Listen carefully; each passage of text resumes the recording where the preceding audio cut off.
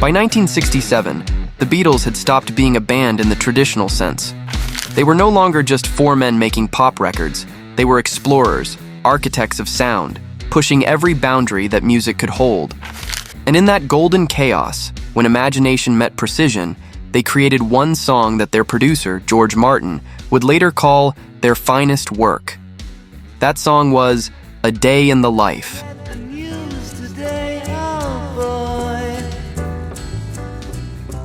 By the time Sgt. Pepper's Lonely Hearts Club Band was being recorded, the Beatles were unrecognizable from the band that had stormed America just 3 years before. They'd stopped touring, stopped performing, and instead turned the studio into their stage. John Lennon arrived at Abbey Road one night with a fragment of a song, soft, eerie, and unfinished. He played it to George Martin on his acoustic guitar. The lyrics were simple, even mundane. I read the news today, oh boy, but there was something haunting about it, a weariness that only Lennon could carry. Martin listened carefully and said, "It's different, it's real. Let's see where it goes." He didn't know it yet, but this song would become the centerpiece of Sgt. Pepper, and the most ambitious recording of the Beatles' career. The song was built in two halves, one by Lennon, one by McCartney. John's section was cold, detached, filled with surreal imagery inspired by newspaper stories and dreams. Paul's section, by contrast, was warm and alive, the simple story of a man rushing to work, late again, ordinary life set to rhythm. George Martin instantly saw the contrast as the key. He told them, "Let's not smooth it out. Let's embrace the difference. It's two worlds colliding, reality and imagination." That decision, to preserve the tension rather than erase it, made A Day in the Life one of the most powerful artistic statements the Beatles ever recorded. Lennon's verses drift like clouds.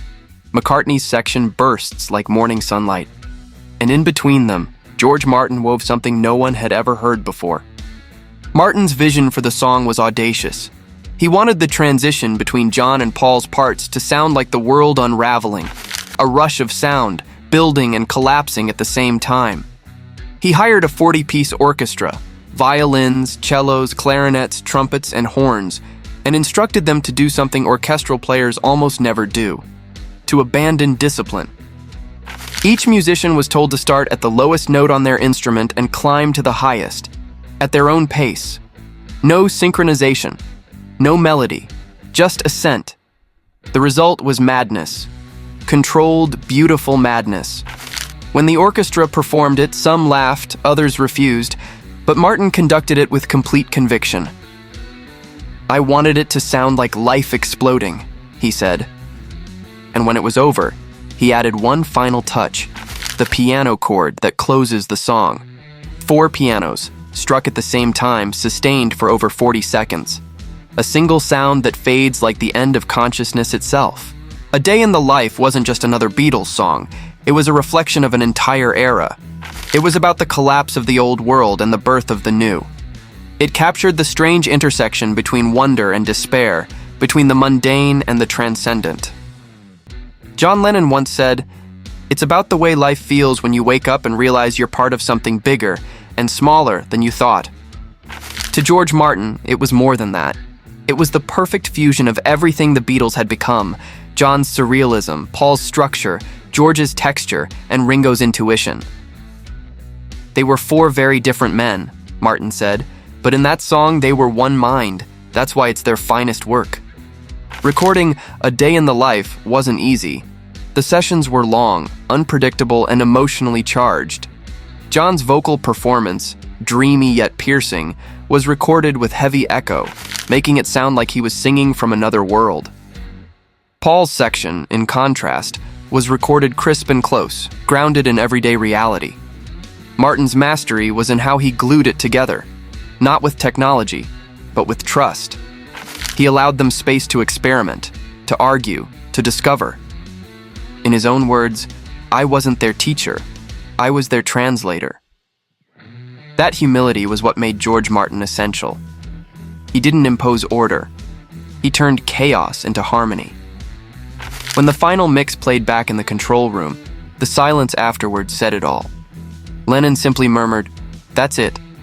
Martin didn't reply. He just nodded. When Sgt. Pepper's Lonely Hearts Club Band was released in 1967, critics were divided. Some called it genius, others called it madness. But everyone agreed on one thing. A Day in the Life was unlike anything that had ever come before. The BBC banned it, claiming its lyrics promoted drug use. But the public knew better. It wasn't about drugs. It was about life. Fragmented, confusing, and breathtakingly human. Decades later, George Martin still spoke of it with awe. "It was the best thing we ever did together," he said softly. "It was their finest work."